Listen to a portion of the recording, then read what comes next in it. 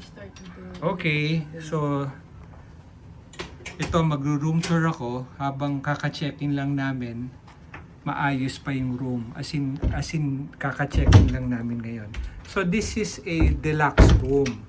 Actually, we book a superior room pero na-upgrade kami into a deluxe.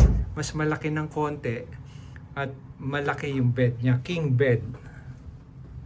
Okay. Ayan, so maganda yung lighting niya rito.